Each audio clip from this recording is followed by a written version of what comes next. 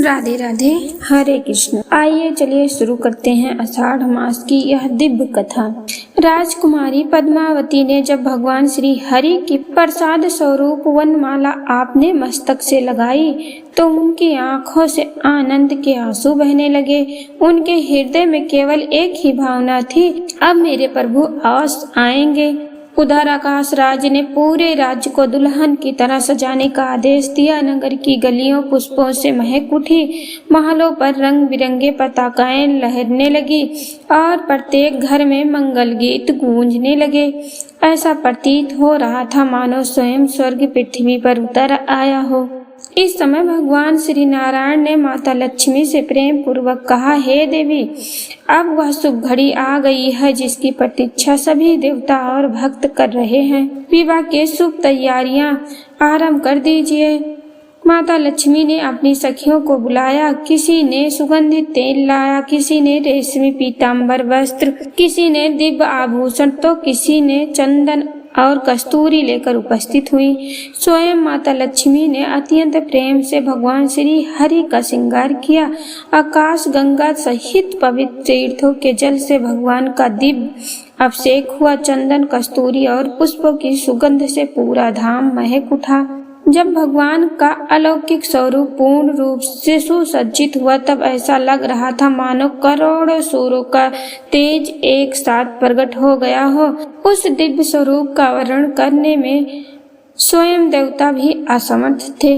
इसी बीच ब्रह्मा जी, महादेव, इंद्र, कुबेर, वरुण, यमराज और असंख्य देवता भगवान के दर्शन के लिए उपस्थित हुए। गांधर्व मधुर गीत गाने लगे, अप्सराएं आनंद से नृत्य करने लगी और ऋषि मुनि वेद मंत्रों का उच्चारण करने लगे।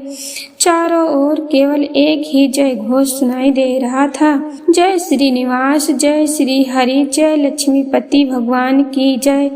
फिर वह अद्भुत क्षण आया जिसका देवता भी युगों से इंतजार कर रहे थे।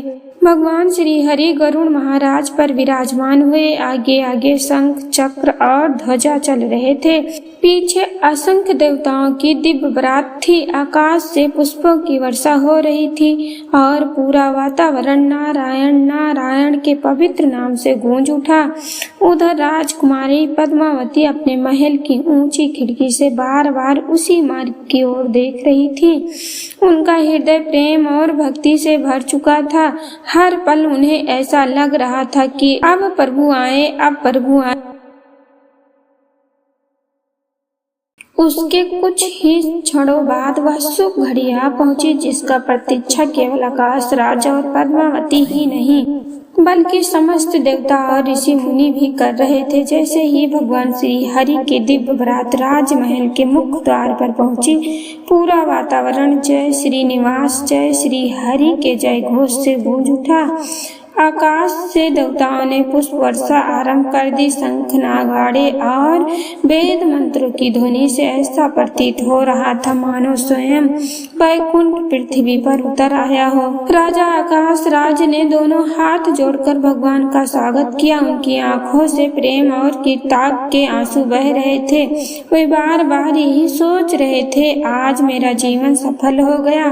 जिस प्रभु के दर्शन के लिए ऋषि मुनि वर्षों तक तप करते हैं, वह स्वयं मेरे द्वार पर पधारे हैं। उधर राजकुमारी पद्मावती ने जब पहली बार भगवान श्री हरि का दिव्य स्वरूप देखा तो वह कुछ क्षणों के लिए स्तब्ध रह गई। उनके नेत्रों से अश्रुधारा बह निकली। उन्हें ऐसा अनुभव हुआ मानो अनेक जन्मों की प्रतीक्षा आज पूर्ण हो गई हो। उनके हृदय में केवल एक ही भावना थी, अब मुझे संसार में कुछ भी नहीं चाहिए क्योंकि मेरे प्रभु स्वयं मेरे सामने खड़े हैं। भगवान श्री हरि करुणा से भरी दृष्टि पद्मावती पर डाली। वह एक क्षण ऐसा था जिसने दोनों के हृदय को सदा के लिए एक कर दिया। भक्त और भगवान का यह मिलन देखकर देवता भी भाव विभोर हो उठे। इसके बाद ब्रह्मा जी वैदिक मंत्रों के बीच विवाह की पवित्र विधियां प्रारंभ कराई। अग्निदेव को साक्षी मानकर भगवान श्री हरि और पद्मावती ने एक दूसरे का हाथ थामा। सप्तपदी के प्रत्येक चरण के साथ देवता ने मंगल गान किया और आकाश से पुष्पों की वर्षा होने लगी। जब भगवान ने अपने कर कमलों से पद्मावती को स्वीकार किया तब माता लक्ष्मी ने प्रसन्न होकर उन्हें आशीर्वाद दिया। सभी ऋषियों ने कहा, यह विवाह केवल दो दिव्य स्वरूपों का मिलन नहीं बल्कि धर्म, प्रेम और भक्ति की विजय का उत्सव है। विवाह पूर्ण होने के बाद आकाशराज ने अत्यंत विनम्र होकर भगवान से कहा, प्रभु मेरे पास जो कुछ भी है वह सब आपका ही दिया हुआ है। आज मैं अपनी पुत्री के साथ अपना सर्वस्व भी आपके चरणों में समर्पित करता हूँ। भगवान श्री हरि मुस्कुराए और बोले, राजन मुझे धन या वैभव नहीं चाहिए, मुझे केवल अपने भक्त निष्कलंक प्रेम प्रिय है। जिसने प्रेम से मुझको पुकारा मैंने उससे सदैव अपना लिया। राजा आकाशराज यह वचन सुनकर भाव बेहाल हो गए। उनकी आंखों से आंसू बहने लगे और उन्होंने भगवान के चरणों में अपना मस्तक रख दिया। उस दिव्य दृश्य को देखकर वहां उपस्थित प्रत्येक व्यक्ति की आंखें नम हो गई।